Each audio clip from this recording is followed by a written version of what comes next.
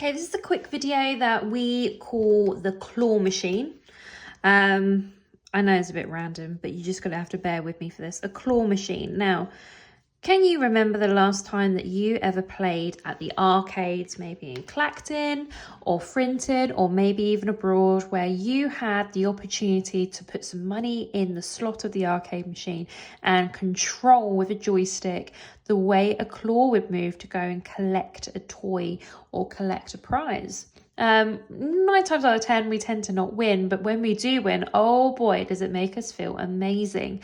And I love the film Toy Story, and I always reference it with the aliens, which are at Pizza Planet. They are aliens in a little claw machine, and they absolutely adore the claw machine. They think that all the answers to the universe will be based on who gets picked out of this arcade machine, not knowing that there's actually humans involved.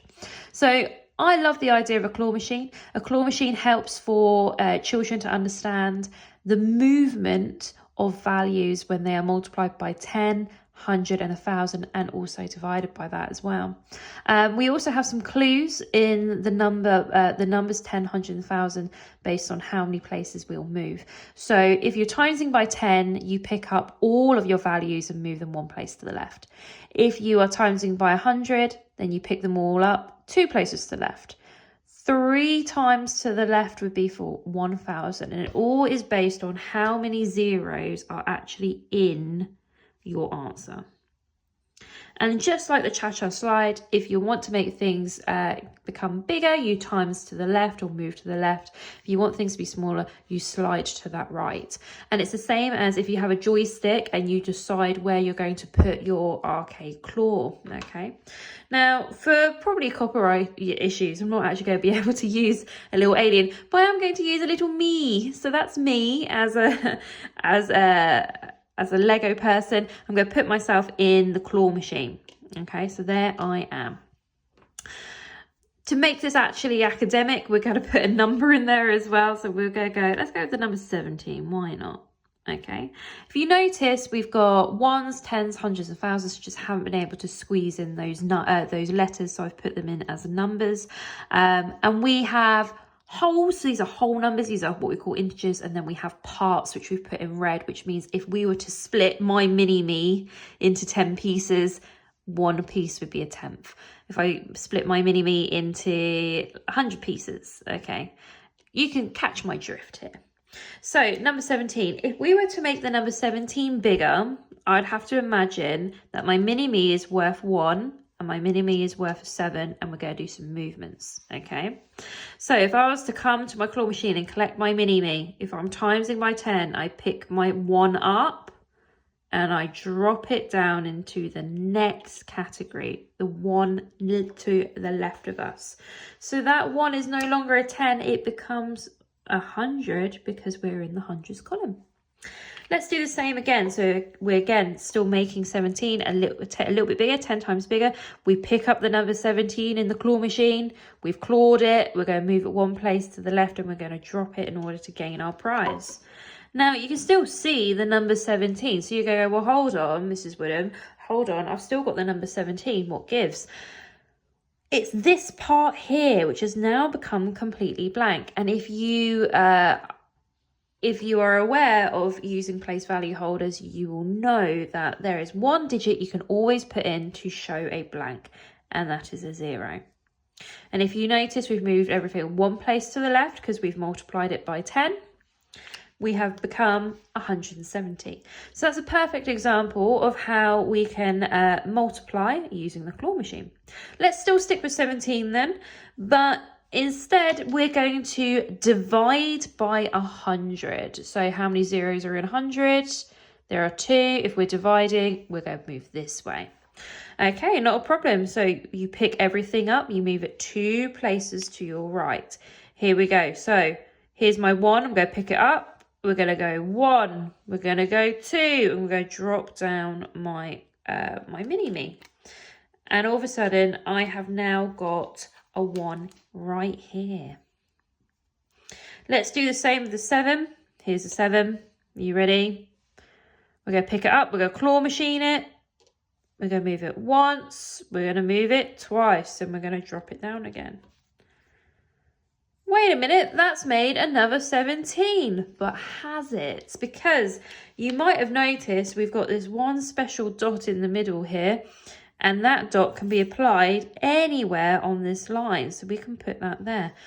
It's a decimal point. The decimal point separates our wholes from our parts. And at the moment, we are saying that we have divided by 100, so 17 has become 17 hundredths. Now, for any decimal to work, you do need to have something in your place value chart in the wholes part, which shows how many wholes you've got. Even if you don't have any, you need to show that you've got nothing. So a blank space is not going to be good enough. We're going to have to put in a 0. And that is the claw machine. Now I'm going to give you one that you can pause the video and have a go at doing yourself, okay? And if you want to draw out your place value grid, I promise you it just makes life so much easier. Get yourself kind of like your favorite Lego or your favorite sweet, something that you can move. It can be malleable, and if you get it right, a bonus if you can eat it. Don't eat the Lego, only eat sweets. Got that? Perfect. All right, so we are going to give you the number 632. And I'm going to ask for you to firstly divide that by 10. Secondly, I want you to divide that by 1,000. That's 3 places to the right. And then I want you to multiply by 100, just to make life easier. Okay. There we go. So pause this video, have a go. We'll see how you get on. Okay, so I have made a couple of changes here just to help you out. If you haven't had a go at doing these 3 questions, come on, what are you doing? Pause it, give it a go. Just try your very best. That's what the whole point of these videos is, to support you. You can always go back and you can always rewind and have a look and see where we might need to make a change. But nevertheless, let's have a go. Let's have a fix. Let's have a look at these questions. So, dividing by 10, here we go, nice and quickly. We're going to pick up our claw machine. We're going to move to the right. It's only got 1 0 and 10, so we're going to move 1 place to the right. Here we go, pick up that 6, drop that 6. We have got it right here. And the next one is a 3. So here we go, pick up the 3, drop that 3. Here we go. And the last one is picking up that 2, and we're dropping that 2. So your answer to the first question is 63.2. So if you got that, props to you, well done. Let's have a go at moving it then 3 places. Oh boy, here we go.